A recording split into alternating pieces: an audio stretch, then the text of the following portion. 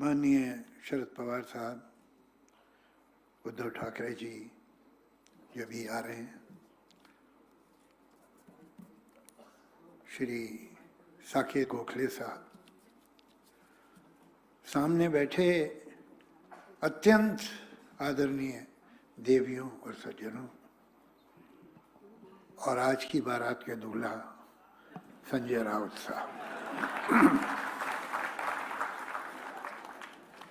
ये इंसान के शरीर में जो उसके सर के अंदर एक चीज होती है जिसे हम मस्तिष्क कहते हैं, दिमाग कहते हैं, ये एक अजीब कंप्यूटर है। ये हमारे जन्म लेने से पहले चलना शुरू कर देता है और फिर हम जन्म लेते हैं तो ये 24/7 चलता ही रहता है। हम सो जाएं, हम बेहोश हो जाएं, हमारा मस्तिष्क जो है, ब्रेन जो है, वो चलता ही रहता है। वो सपने देखता है, कुछ करता है, लेकिन काम करता रहता है। और कभी कभी जब हम मेडिकली डेड अनाउंस कर दिए जाते हैं, फिर रिवाइव होते हैं, तब भी वो चल रहा होता है। पूरे जीवन में ये जो ब्रेन है, ये एक ही बार रुकता है और पूरी तरह रुक जाता है जब आपको एक ऐसी किताब के बारे में बोलना पड़ता है जो आपने पढ़ी नहीं। अब अगर आप पुस्तक के बारे में नहीं बोल सकते तो फिर चॉइस ये होती है कि पुस्तक को लिखने के वाले बोलिए। मैं घड़ी नहीं मेरे पास, लेकिन शायद अभी IPL मैच शुरू हो गया होगा, कई दिनों से रुका हुआ था।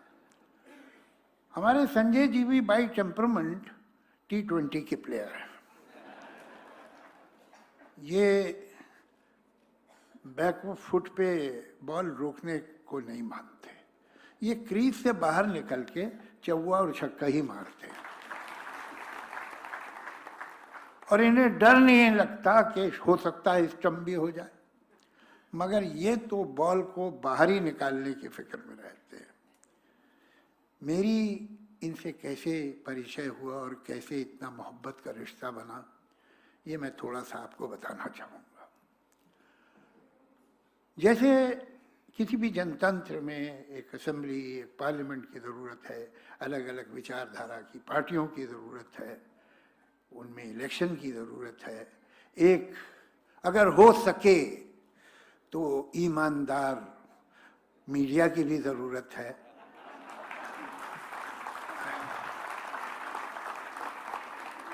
उसी तरह ऐसे नागरिक भी होने चाहिए जो किसी पार्टी के न हों। उन्हें जो बात सच लगे कहें, जो बात बुरी लगे वो कहें। पार्टी लॉयल्टी नहीं कोई, सब पार्टी हमारी और कोई पार्टी भी हमारी नहीं। तो मैं भी उन्हीं में से एक हूँ। तो नतीजा क्या होता है कि अगर आप एक तरफ से बात कर रहे हैं तो एक ही लोगों को नाखुश करेंगे, लेकिन अगर हर तरफ से बात कर रहे हैं तो बहुत ज़्यादा लोगों को नाखुश करते हैं।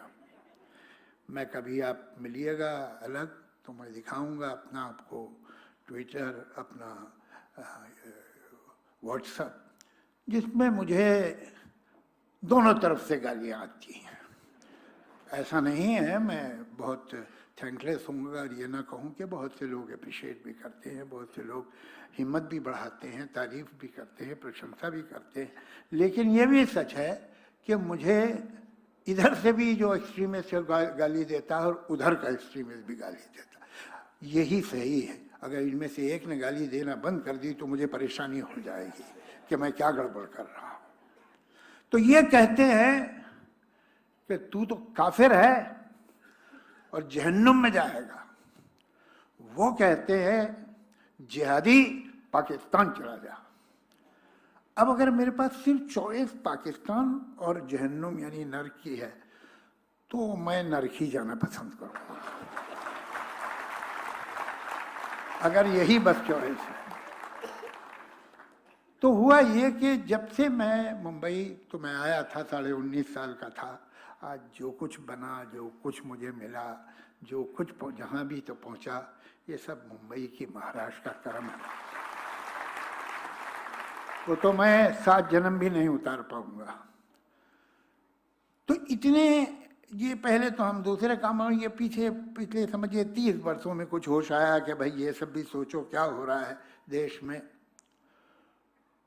तो ये सब बातें शुरू हुई तो हुआ ये कि पिछले 30 वर्षों में 4 बार मुझे पुलिस प्रोटेक्शन मिला और मैंने मांगा नहीं कभी। मैं जब घर वापस आया किसी रिकॉर्डिंग से, शूटिंग से, तो देखा पुलिस बैठी हुई है। तो हमने भाई क्यों? तो कहने नहीं, वो हमें कमिश्नर साहब ने कहा है कि आपको थ्रेट परसेप्शन है तो हम आपको बिठा रहे हैं। 4 बार में से 3 बार मुझे मुल्लाओं की वजह से मिला है। ये बिल्कुल रिकॉर्ड पे है। पहली बार जब एएन रॉय साहब थे यहाँ के चीफ ऑफ द पुलिस, उन्होंने दिया था और तभी मेरी उनसे मुलाकात हुई। मैं तो जानता नहीं था, मैंने ऐसे तब तक कोई काम किए नहीं थे कि मुझे पुलिस से मिलना पड़े। और ये 3 बार के बाद एक बार ऐसा हुआ कि दूसरी तरफ से आ गया और जो इल्जाम मुझ पे लगा था वो ठीक नहीं था। तो मैंने सोचा अब ये 20-25 लोगों को मैं कहाँ अलग अलग जवाब दूंगा और मैं बताऊंगा कि मैंने क्या कहा था और क्यों कहा था। तो मैंने एक आर्टिकल लिखा, वो तो मैंने इंग्लिश में लिखा था, लेकिन मैंने सोचा कि इसे छपना कहाँ चाहिए और मेरे ध्यान में आया एक अखबार। तो मैंने उसे मराठी में ट्रांसलेट करवाया और मैंने फ़ोन किया संजय जी को कि आपसे मैं मिलना चाहता हूँ, कहने आ जाइए। मैं इनके ऑफिस गया सामना में। मैंने कहा कि सर मैं एक आर्टिकल लेके आया हूँ जो मैं चाहता हूँ सामना में छपे, कहीं और छपे ना छपे। और मैंने इन्हें दिया। वो आर्टिकल 2-3 पेज का था, इन्होंने 5 मिनट में पढ़ लिया। कहने किसने ट्रांसलेट किया है? बहुत अच्छा ट्रांसलेशन है। मतलब पहली तारीफ मेरी नहीं हुई, जिसने ट्रांसलेट किया था उसकी की आपको याद होगा। तो मैंने कहा जी बताया मैंने कि फला ने, बहुत अच्छा है, अच्छा है उसने किया है। तो अभी तक मुझे नहीं मालूम था कि ये छापेंगे, कहेंगे हाँ छाप दूंगा कि नहीं।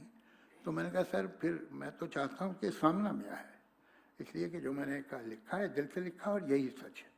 तो कहने दिल से लिखा है और सच है तो हम ही छापेंगे और कौन छापेगा। तो वो सामना में छपा।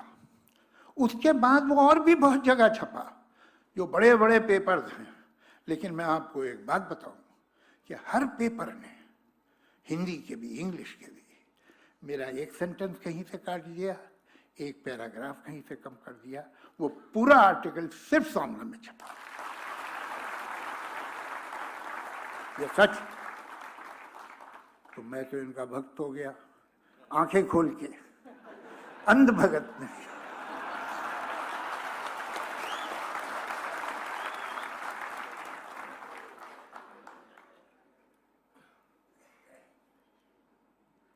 उस दिन ये फैसला हो गया था कि अगर ये कभी जेल गए और फिर उन्होंने जेल के बारे में किताब लिखी और उसका विमोचन किया और मुझे बुलाया तो मैं जाऊंगा। उसी दिन ये फैसला हो गया। क्या वजह क्या है? आप देखिए, अगर ये जेल का भी इतिहास बड़ा अजीब है। सारी दुनिया में न जाने कितनी बड़ी बड़ी किताबें जेल में लिखी गई हैं या जेल के बारे में लिखी गई। My experiments with truth, Mahatma Gandhi, discovery of India, Jawaharlal Nehru, gulag archipelago, Solzhenitsyn. Poetry भी बहुत ज़बरदस्त की गई है। एक वो है एडवर्ड किंग, उसने माई पोएम्स इन जेल। फैज़ अहमद फैज़ जो अनडिवाइडेड इंडिया का बहुत बड़ा पोएट था, वो उधर पाकिस्तान में रह गया, उसकी पूरी सज़ा भी मिली उसे, ज़्यादातर जेल में रहा, नहीं तो देश निकाला मिला, बाहर रहा, बैरूत में, इंग्लैंड में, जहाँ भी। उसने जेल में बहुत बरस काटे और जेल पे बहुत कविताएं लिखी। मैं 2-3 लाइनें आपको सुनाता हूँ कि कैसे उसने जेल की सुबह को डिस्क्राइब किया है।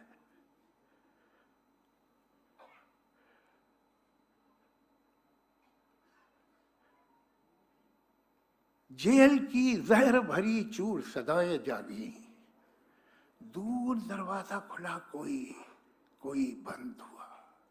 दूर मछली कोई जंजीर मचल के रोई, दूर उतरा किसी ताले के जिगर में खंजर, सर पटकने लगा रह के दरीचा कोई।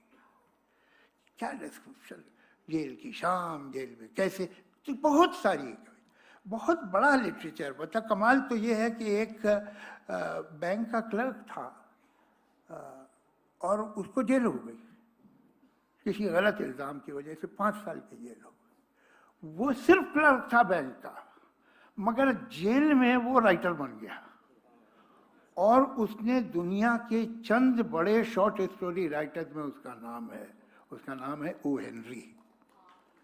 उसने अपनी जो शॉर्ट स्टोरीज हैं वो जेल में लिखना शुरू की और इतना बड़ा राइटर हो गया। क्या वजह है? ये जेल पॉलिटिकल लीडर्स के, राइटर्स के, पोएट्स की लाइफ में इतना इम्पोर्टेंट कैसे हो जाता है, और उनका बहुत बड़ा कंट्रीब्यूशन ऐसा होता है। जब वो जेल में थे तो या वो किताब उन्होंने अपने जहन में बनाई थी, सोच में बनाई थी, या लिख ली थी।